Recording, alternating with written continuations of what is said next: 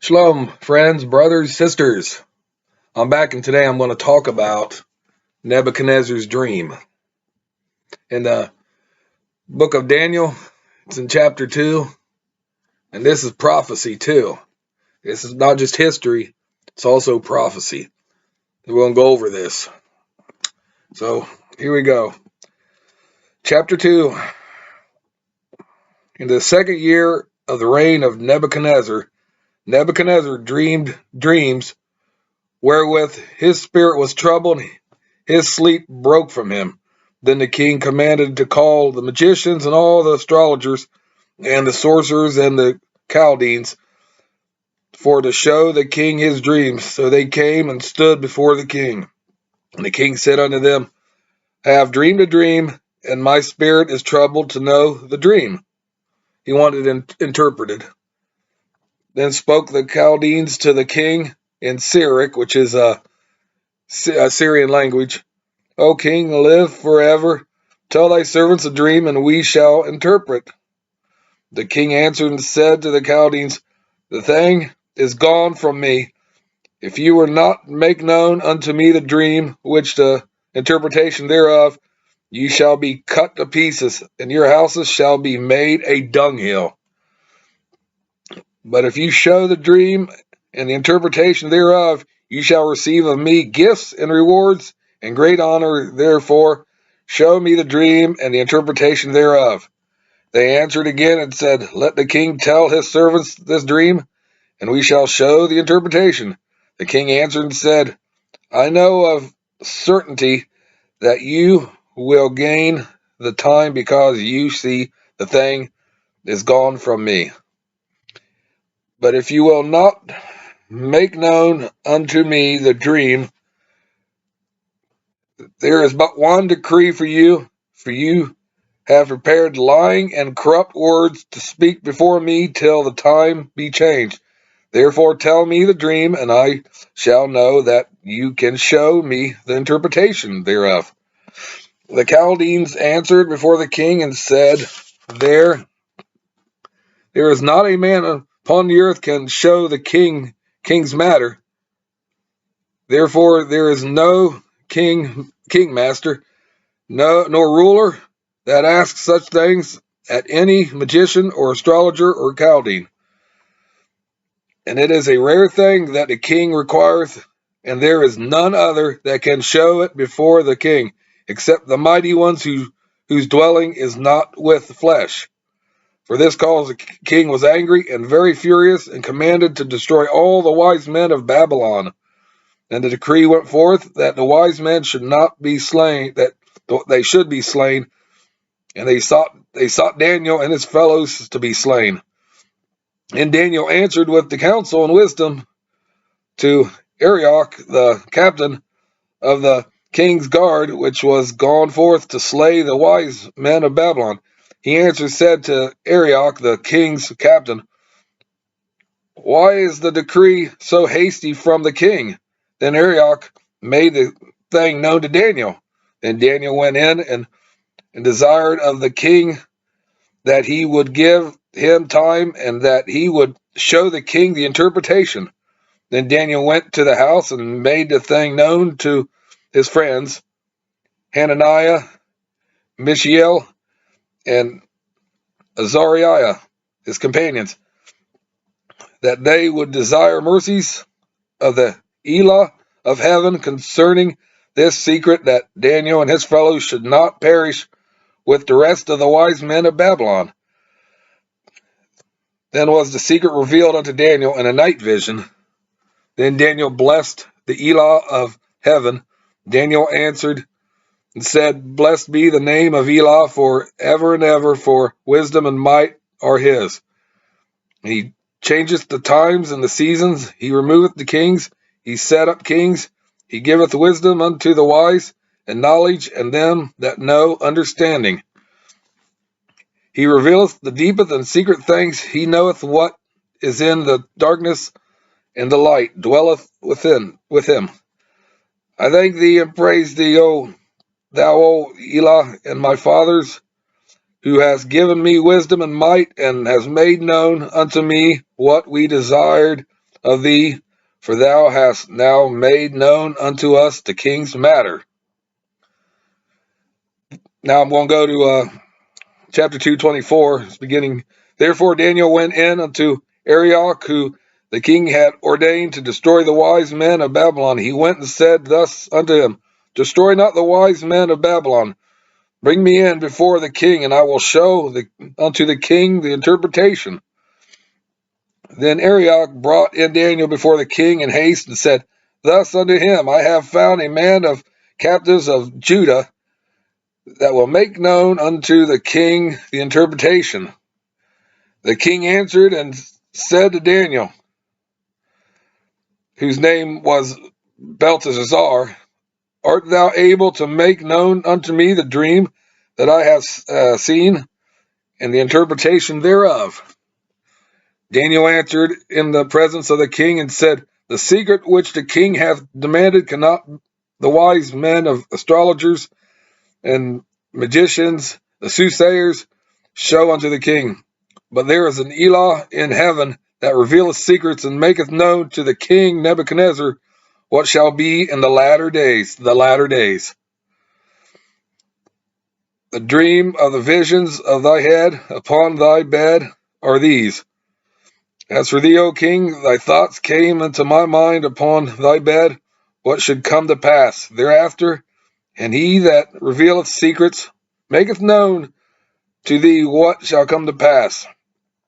But as for me, this secret is not revealed to me for any wisdom that I have more than any living, but for their sakes that shall make known the interpretation to the king, and that thou mightest know the thoughts of thy heart.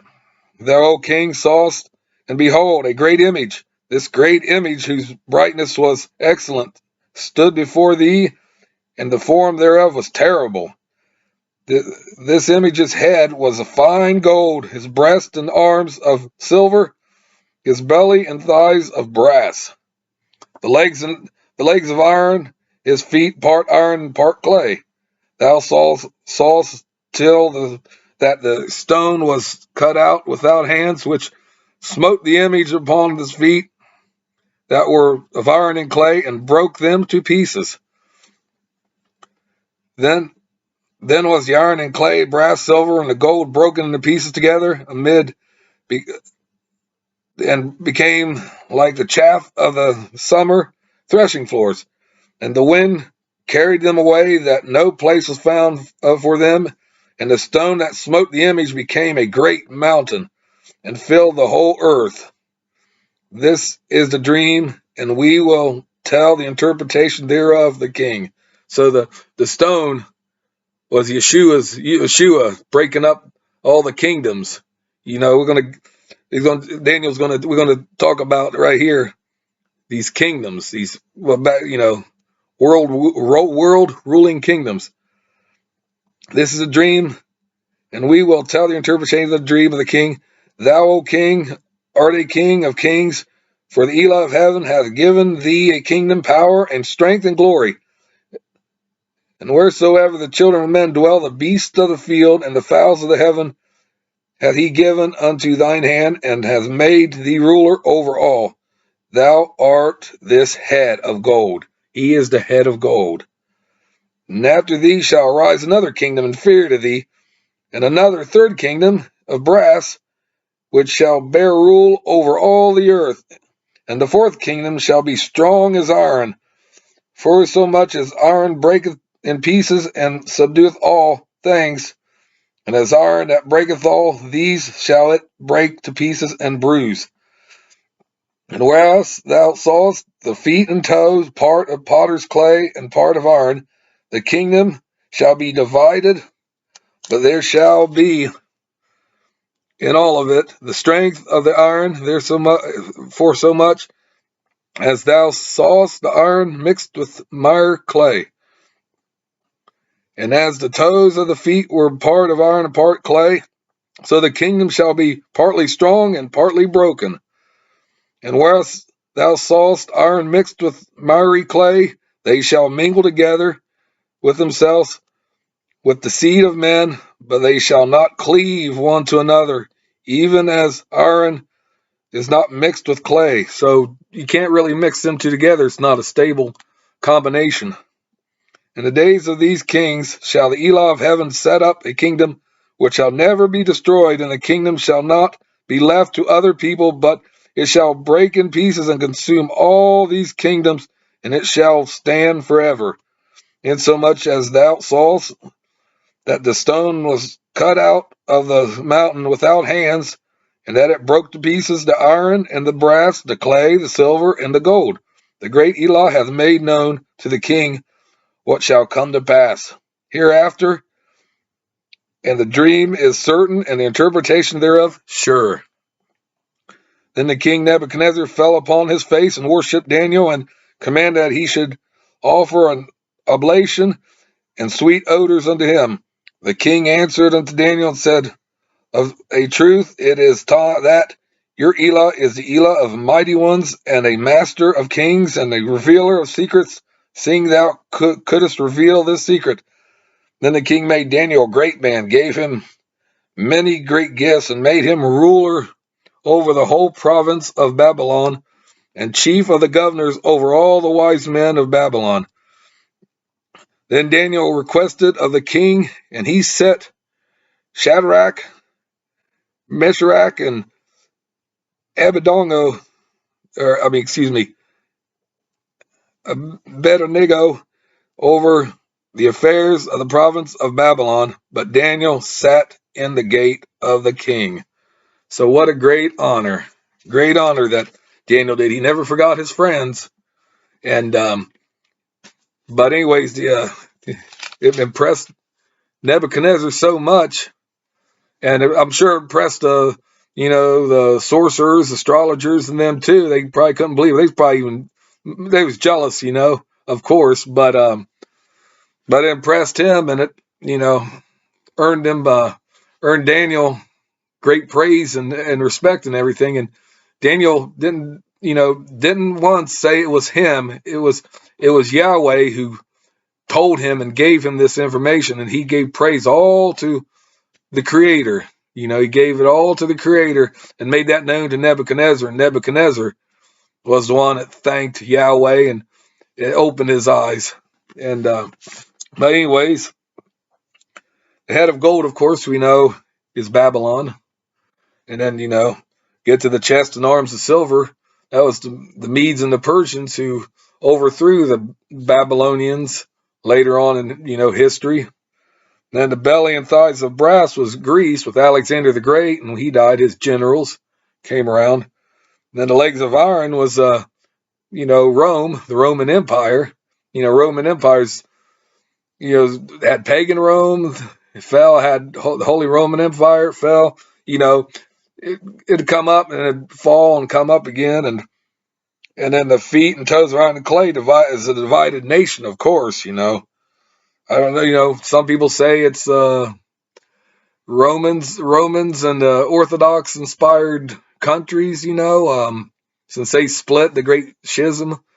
Others people think it's Middle Eastern countries, but got divided nations that don't adhere together very well. So that's prophecy right there. Daniel said prophecy, talked prophecy, and Nebuchadnezzar was impressed, and he just wanted his dream answered, and he got his wish. Yahweh sent Daniel down there to set the record straight. And Nebuchadnezzar, he was pleased and very impressed, and he rewarded Daniel and his friends. But that's prophecy, and that's stuff the book of Daniel is full of history, but it's full of prophecy too. It's heavily infested with prophecy. And hopefully in the future, I'll get down to more of the book of Daniel as we go along. But with that said and done, I want to thank you again for tuning in, and please like my channel, hit the notification bell, subscribe, comment below. Sorry about the tongue twisting here and there, but that's just how I am sometimes. I just get kind of excited about scriptures. I kind of like do tongue twist and ramble on and everything, but that's just a spirit in me, kind of getting me giddy. But anyways, yeah, and just feel free to watch my other videos. I encourage you to. And thank you again. So long, shalom, peace out.